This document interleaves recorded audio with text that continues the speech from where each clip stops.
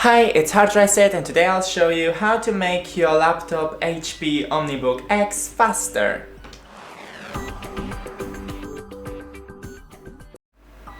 So, first thing, in the bottom right corner, click on the battery.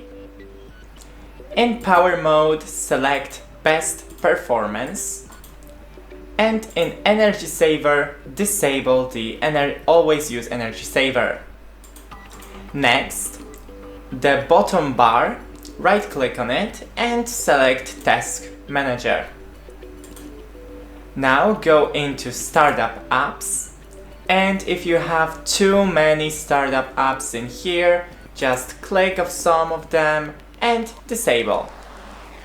That's it, don't forget to leave a like and see you in the next one.